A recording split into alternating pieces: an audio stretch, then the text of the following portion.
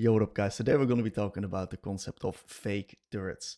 This is a mid-game concept, and a lot of my coaching clients over the past few weeks have been struggling with understanding strong side, weak side, and how which turrets are real and which turrets are basically fake when it comes to you being on the strong side and you being on the weak side. So this is also a concept that I really struggled with when I was playing competitive play myself. I'm a very greedy player. I'm just such a greedy player, and I want to fight for everything, defend everything. But sometimes you have to give certain objectives and therefore stay alive, especially on the weak side. So we're just going to be taking a look at this clip right here, and I'm going to be bringing you guys down what is a fake turret, right? How to spot a fake turret, how can we prevent dying in situations like these in the mid game as well, but also what do turrets really do at this point in the game. So this particular case, right, we see that my client is opening up here towards bot after a little bit of a reset on mid. His jungler is playing topside, Rift Herald's up topside, and the action is going to be happening on topside. And guess what happens? Lilia was actually clearing Nunu's jungle on bot, and he actually gets dove on this outer tier turret right here. And this is a massive death, of course. This is a massive, massive death right here. Because now we lose all pressure on the bot side. Our team is forced to get drawn into the bot side, and we also lose the pressure on the Rift. So this death, it's a disaster for the mid. So we're going to be breaking this specific situation down. So what we see is that we have basically only a very strong Samira, and that's it. The rest of our teammates aren't all that strong, and we're actually quite behind towards the enemy team. So Rift Herald's coming up, and we have just opened up True Bot. And what we have to realize is, okay, what do we want to do? Because my client right here, he just opens up True Bot to bot. He was blasting some music. He probably wasn't thinking too much about this specific LoL state, and he really got punished for it.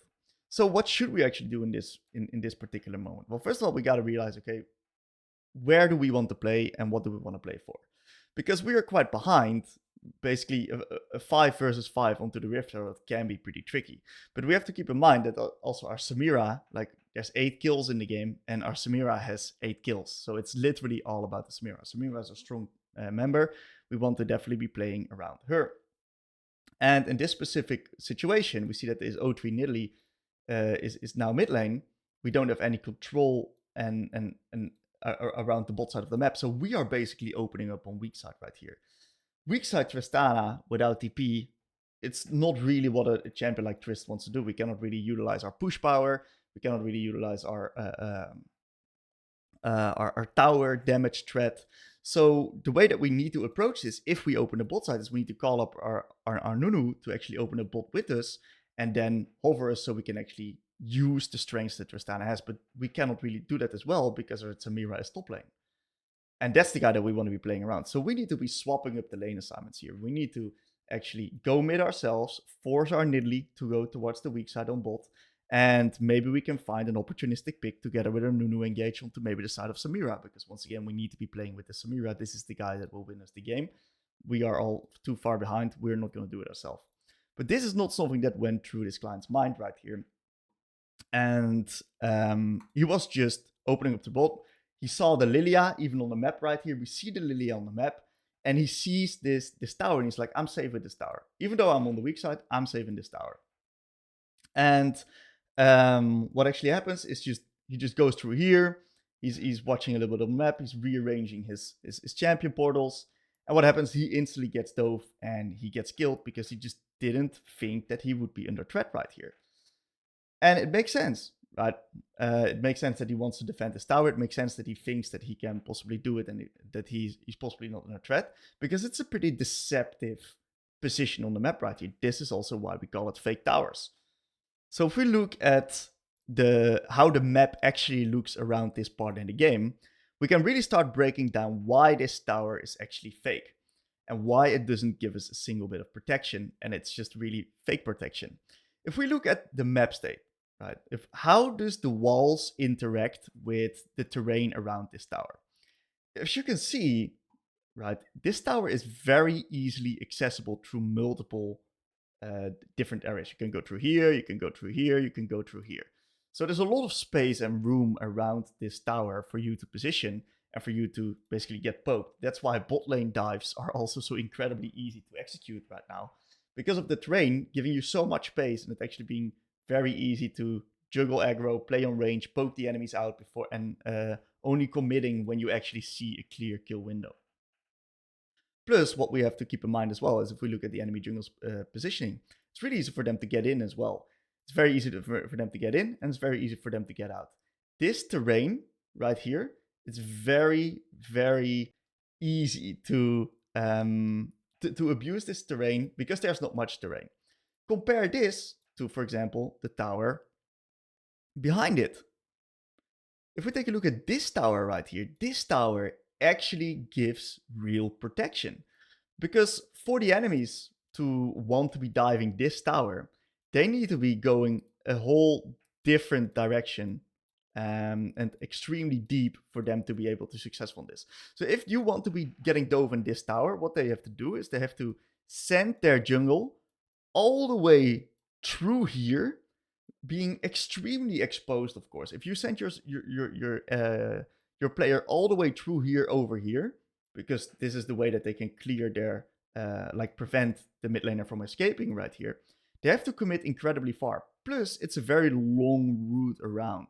So if they dive, the jungle dives right here, and there's no minion wave that he can continue or like get back through. He needs to go all the way back here, and it's really easy for the teammates on mid to then collapse up onto this jungle and kill them. So this tower and the terrain around this tower makes it much harder to dive than the tower that we were just talking about. It's very similar for this tower here on bot. As you can see, very easy access from all the directions, which makes that this tower does not really protect you against jungle dives. It does protect you in the 1v1, but not really against jungle dives or support dives. You're incredibly vulnerable in these outer tier turrets when the mid game starts. So if we're going to be taking a look at a very high elo game, which is of course the Fnatic versus Genji game, you can see that the pros actually understand how vulnerable they are around this tower.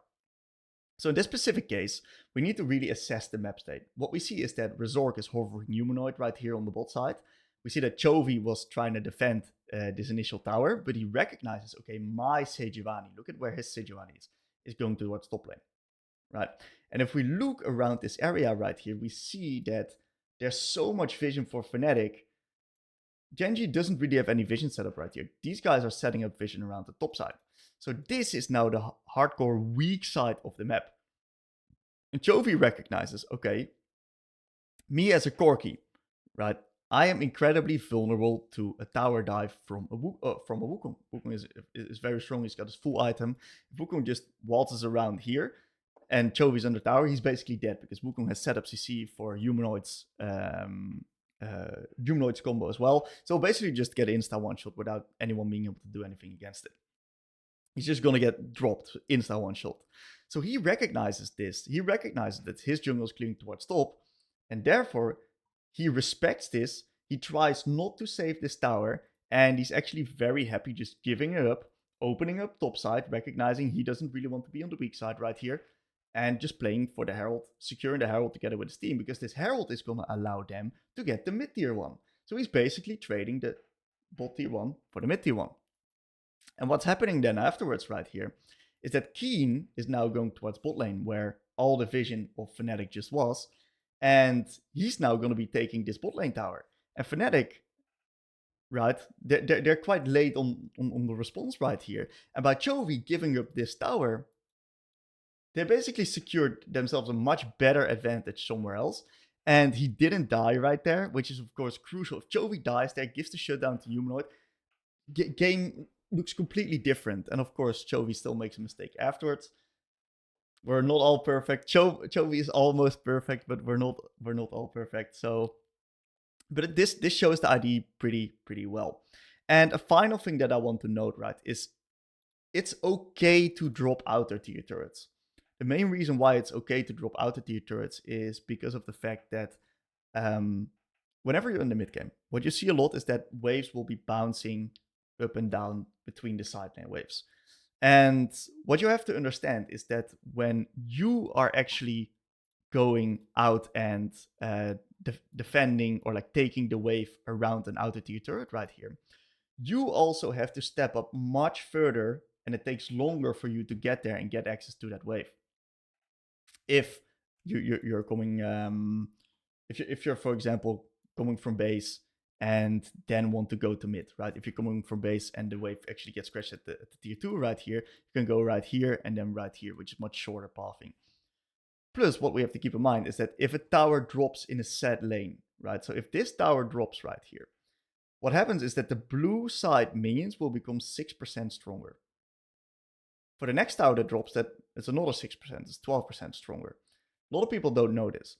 So what will happen is if these minions become stronger, that means that there's going to be more minions that will then eventually push further and deeper into you. So there's more minions for you to catch. So there's more experience for you to catch. While if the tower is still up right here, the minions are going to drop right here. And if there's fighting around this specific case, the wave does not have the time to go all the way right there before you have to catch it. You have to already catch it right here. So you just got much less time on your tempo moves or on your roams. So I hope you guys understand this concept a little bit. It really has to you really have to put it in perspective in who's on the weak side and who's on the strong side as well. Because if you're on the strong side, it's of course completely fine to have that tower up. It's actually great to have the tower up. But on the weak side, it actually is a fake tower. So it also really depends on which side that you're on.